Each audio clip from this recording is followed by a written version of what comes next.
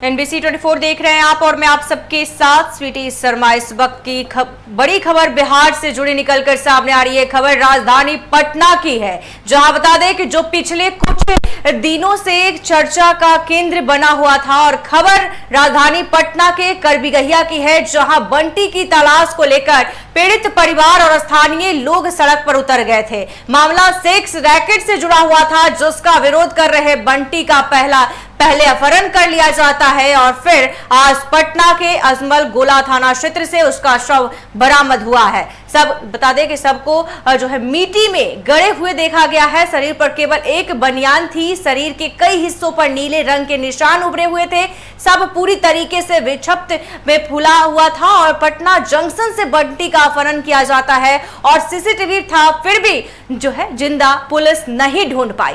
New करबिगहिया इलाके से 4 दिन पहले अगवा किए गए 33 वर्षीय किराना दुकानदार बंटी कुमार का शव शनिवार को अजमल गोला थाना क्षेत्र से बरामद किया गया। पुलिस के अनुसार शव फुले लैलपुर बाईपास के समीप किनारे मिट्टी में दबा हुआ मिला और घटना के बाद इलाके में तनाव और आक्रोश का माहौल है। पुलिस ने सबको कब्जे में लेकर पोस्टमार्टम के लिए भेज दिया है और मामले की जांच तेज कर दी है। प्रारंभिक जांच में आशंका जताई जा रही है कि अपहरण के बाद उनकी हत्या कर शव को छिपाने का प्रयास किया गया है। तो ये बड़ी खबर राजधानी पटना से, जहां बंटी को पहले अपहरण किया जाता है और अपहरण के 4 दिन बीत चुके हैं, लेकिन पुलिस उसकी सुराग तक नहीं ढूंढ पाई और आज जो है अजमल गोला थाना क्षेत्र से उसकी शव को बरामद किया जाता है। जिस तरह से लगातार NBC 24 काफी प्रमुखता से इस खबर को चला रहा था, सबसे पहले NBC 24 ने इस खबर को जो है मुहिम छेड़ा और साफ तौर पे सेक्स रैकेट का जो है खुलासा करने जब पटना जंक्शन करबिगहिया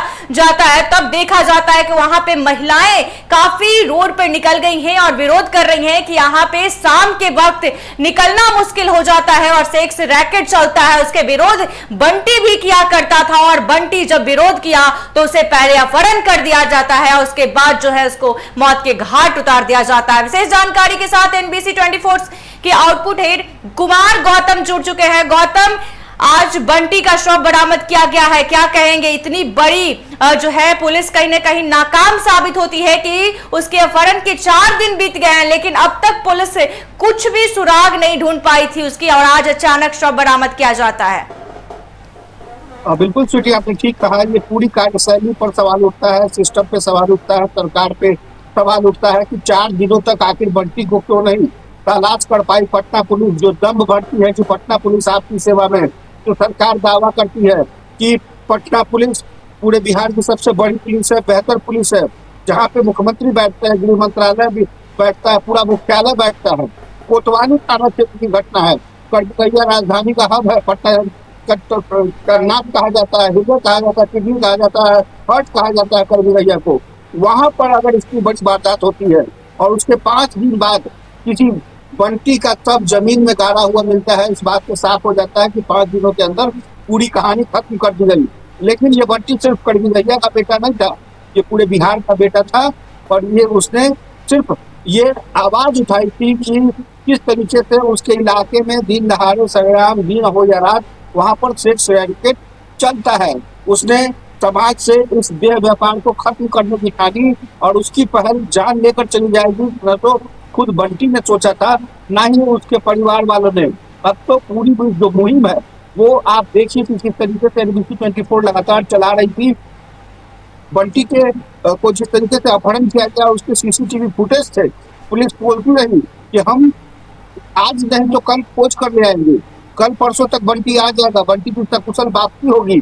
तमाम नेता कह रहे थे कि जो कुछ हो रहा है उसमें बंटी सकुशल आ जाएगा। आखिर बंटी को पटना पुलिस क्यों नहीं सकुशल वापस ले पाई? गौतम, परिजन लगातार परिजन आरोप लगा रहे थे, उनके परिजन जो थे कि पुलिस की संलिप्तता है इसमें, पुलिस मिली हुई है और कहीं ना कहीं ये देखने से भी समझ में आ रहा है कि पुलिस आखिर क्यों नहीं 4 दिन में कुछ भी सुराग ढूंढ पाई थी।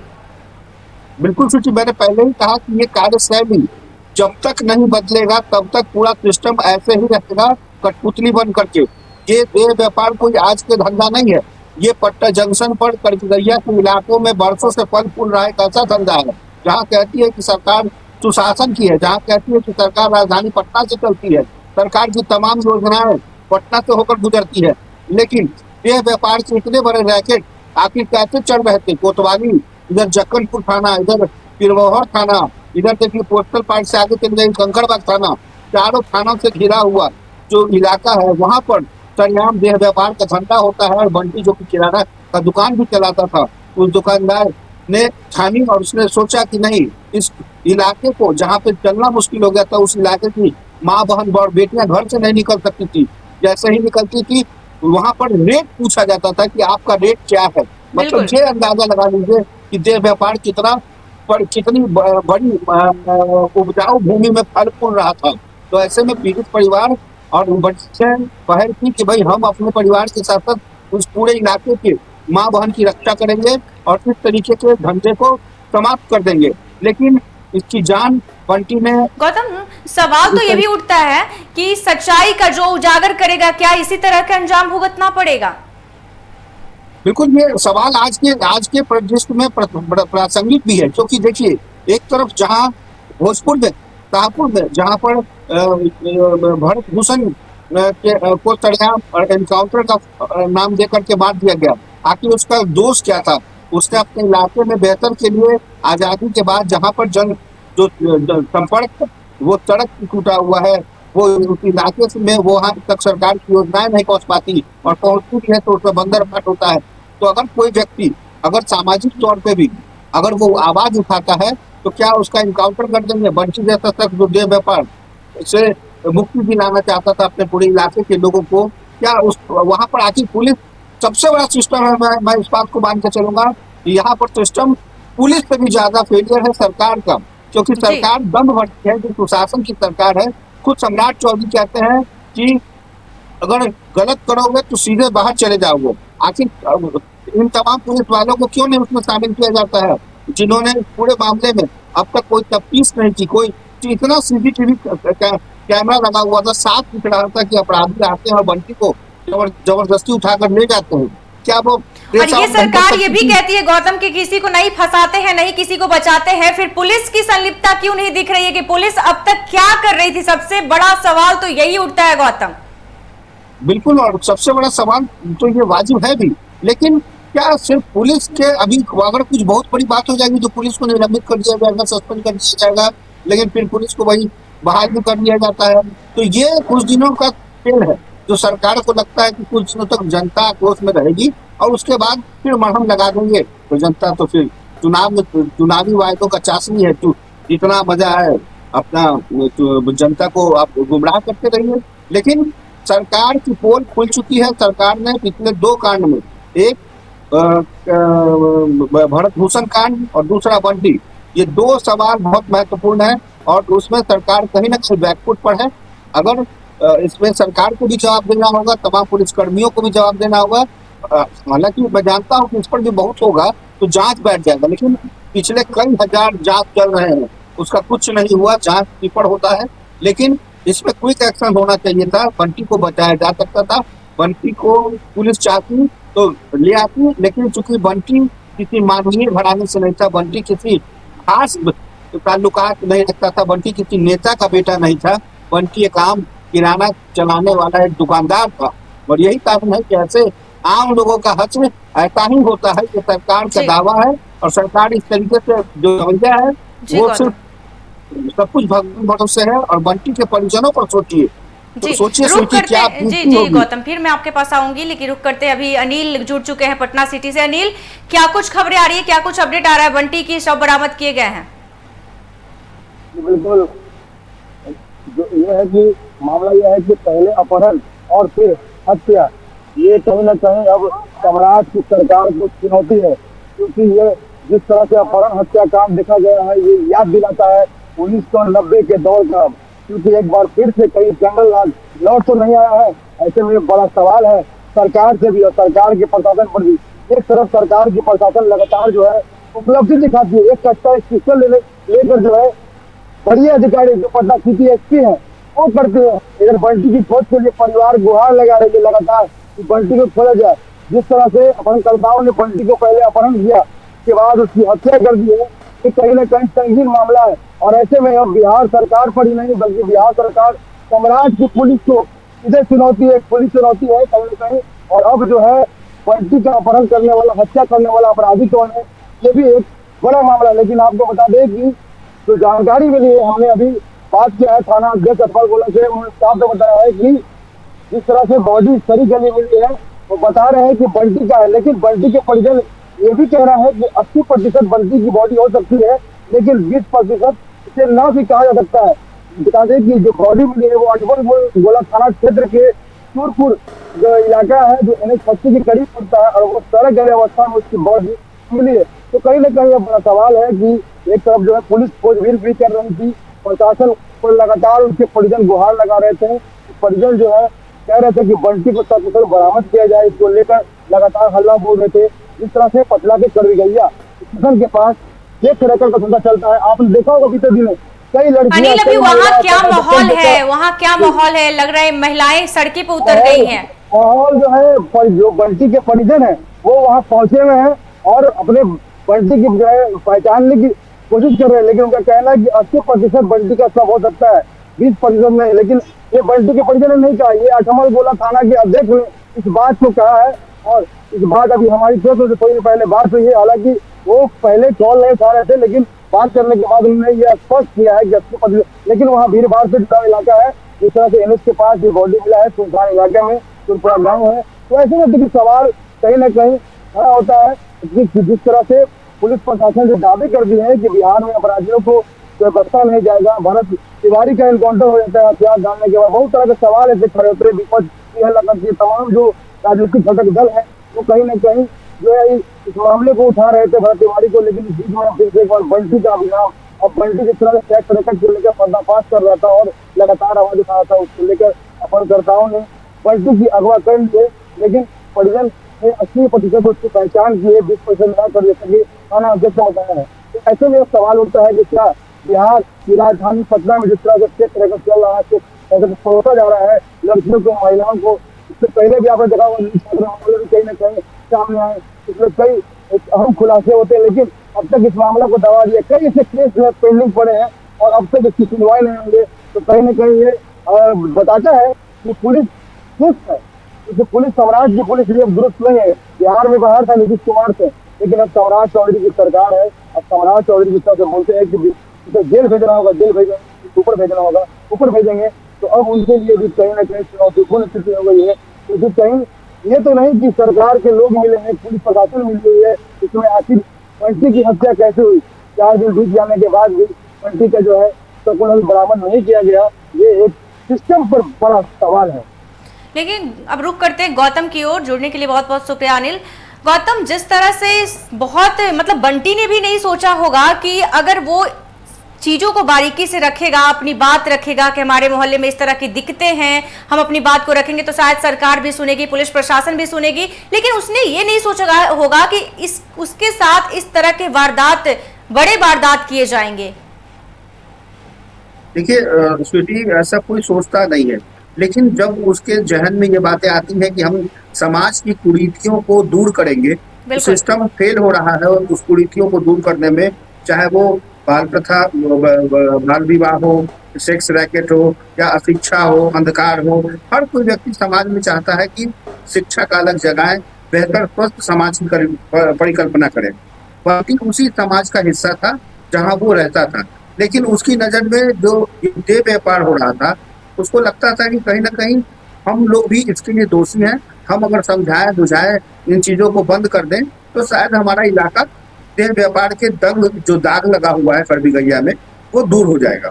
उसने पहले पुलिस प्रशासन से भी मदद की, कहा भी, लेकिन पुलिस प्रशासन ने, चूंकि ये सबको मालूम है कि पुलिस प्रशासन देह व्यापार की आग में एक दिन का धंधा नहीं है, पूरी रात ये धंधा चलता है, पूरे दिन ये धंधा चलता है। तो ऐसे में उस इलाके की पुलिस को सब पता होता है। मैं आपको एक बार दावे के साथ कह सकता हूँ, ये कोई फिल्मी डायलॉग नहीं है, कि अगर पुलिस चाह लेगी तो उसके इलाके के मंदिर से एक चप्पल गायब नहीं हो सकती। बिल्कुल बिल्कुल गौतम, आपने सही कहा। तो अब आप अंदाजा लगाइए कि जब चप्पल मंदिर से गायब नहीं हो सकता है, तो इतना बड़ा बंटी इतने बड़े हादसे का शिकार हो गया और आपको पता नहीं। आप आश्वासन दे रहे हैं पूरे और पीड़ित परिवार सम्राट को। चौधरी आप की पुलिस, जो सम्राट चौधरी पदभार ग्रहण करते हैं, नई सरकार की गठन होती है, बड़े बड़े वादे करते हैं, बड़े बड़ी बातें करते हैं कि यहाँ पे अपराधियों का कोई जगह नहीं है, अपराधियों को भगाया जाएगा। और जब उनकी सरकार में एक तरफ जहां 100 दिन पूरे होने की उपलक्ष्य में वो उत्साह मनाने जा रहे हैं, तो वही दूसरी तरफ एक भरत भूषण तिवारी का मामला और दूसरा ये बंटी कुमार का मामला, दोनों को आप किस तरह देख रहे हैं गौतम? बिल्कुल देखिए, ये स्वाभाविक है कि 100 दिनों के अंदर सम्राट चौधरी एक मुख्यमंत्री के तौर पे कम डिक्टेटर के रूप में ज्यादा दिखाई दे रहे हैं। पुलिस को इतना ज्यादा तवज्जो देकर के उसको इतना ज्यादा ढील नहीं देना चाहिए। शायद उनको ये सीखना चाहिए पूर्व मुख्यमंत्री नीतीश कुमार से, जो पिछले 20 सालों में मुख्यमंत्री रहे हैं बिहार के, और उन्होंने कभी इस तरीके के कोई दाग लगने नहीं दिए। लेकिन आपके 100 दिन के काम में अगर दाग लगता है और आपके ऊपर ये आरोप लगता है कि आपके मंत्रालय की तरफ से जो पुलिस है वो निहत्थे लोगों के ऊपर फायरिंग करती है और आप चुप रहते हैं, आप उस पर कोई बड़ा एक्शन नहीं लेते। जांच की टीम ठीक है, आपने बैठा दी, लेकिन मुखिया तो आप ही है ना, पूरे बिहार को आप चला रहे हैं, आपके पास मंत्रालय है और आप कोई तुरंत एक्शन लेना चाहिए था। लेकिन चलिए, आप मुख्यमंत्री हैं, अब आप जो करना है वो कर सकते हैं, स्वतंत्र हैं आप। लेकिन जो सवाल जनता के मन में है वो साफ है कि भरत भूषण तिवारी, जो युवक लगातार सोशल मीडिया के जरिए अपनी बात रख रहा था, उसने अंतिम समय तक जब हथियार फेंक दिए, तो उसके बाद कानूनी कार्रवाई करते हुए उसको आप गिरफ्तार करते, पकड़ते, सब कुछ ठीक होता। लेकिन इस तरह से निहत्थे के ऊपर आपने 5 गोलियां दाग दी। हालांकि रिपोर्ट तो अभी पोस्टमार्टम की आई है कि आपने सिर्फ जांघ में दागी है। अगर सही रिपोर्ट आ जाए तो गोलियां कहाँ कहाँ लगी है ये किसी से छिपी नहीं रहेगी। और अगर जांघ में भी अगर आपने गोली मारी है तो आपको सोचना चाहिए था कि 5 गोली में कितना खून बह जाता है। और इंसान गौतम, एक और सवाल लेना चाहूंगी कि अब क्या लगता है कि अब तो बंटी की जान चली गई, हत्या कर दी गई, अब पुलिस क्या है आरोपी तक पहुंच पाएगी, इस सम्राट चौधरी की पुलिस? मैं तो कहता हूं अगर पुलिस पहुंच भी जाएगी तो क्या ढूंढ के लाएगी? बंटी को ला पाएगी क्या? सबसे बड़ा सवाल है कि जिस माँ का कोख उजड़ गया, जिस मोहल्ले से बंटी निकल गया, जिस परिवार से ने बंटी अब दुनिया में नहीं रहा, अगर तो इस पूरे परिवार को क्या उसका बेटा ला सकते हैं? कोई बहन अभी रक्षाबंधन आने वाला है, कोई भाई कोई बहन बंटी को कोई राखी बांधने वाली होगी, क्या आप उसके भाई को ला सकते हैं क्या? अब आप एक ही काम कर सकते हैं, वो सिर्फ ये कि पोस्टमार्टम करा के जांच बैठा दीजिएगा। जांच समय की धूल पर के चादर में ढक जाएगा, फिर कोई नया बंटी, फिर कोई नया भरत भूषण, फिर कोई नया कांड। और ये सब कुछ मैं बता तो रहा हूँ, पिछले 20-22 साल से मैं देख रहा हूँ और इसी तरीके से ये स्थितियां होती है। आज सुर्खियां बनती है और कल अखबार के 3 नंबर पे और फिर धीरे धीरे अगली सुर्खियां बन जाती है। लेकिन समाज में बंटी, समाज में भरत भूषण, समाज ठीक है, मैं मानता हूँ कि अपराध पर कंट्रोल होना चाहिए, हर कोई चाहता है कि, लेकिन उसका मतलब ये नहीं कि आप किसी निहत्थे पर, किसी सामाजिक कार्यकर्ता पर आप इस तरीके, देखिए ये बंटी के ऊपर कोई आरोप नहीं है, बंटी कहीं से भी किसी आपराधिक किस्म का आदमी नहीं है, इसके पास तो हथियार भी नहीं है, इसने तो सिर्फ आवाज उठाई। और अगर लोकतंत्र में अपनी आवाज उठाने की सजा इस तरीके से मिलेगी तो फिर कल को वही शासन आ जाएगा जिसकी परिकल्पना हम लोग नहीं चाहते हैं। और देखिएगा अगर यही हालत रहा तो फिर वो शासन लौटने में देर नहीं लगेगी। गौतम, जो ये लोग कहते थे सत्ता पक्ष वाले कि 2005 से पहले जंगल राज था, अब वही तस्वीरें धीरे धीरे बिहार में आ रही है। देखिए 100 दिन का सिर्फ महज कार्यकाल हुआ है, भारतीय जनता पार्टी की सरकार बनी है, नीतीश कुमार मुख्यमंत्री नहीं है, इस चीज को समझना होगा। आप सम्राट चौधरी हो सकते हैं, नीतीश कुमार के पद चिन्हों पर चल सकते हैं, लेकिन नजरिया तो आपका अपना होगा।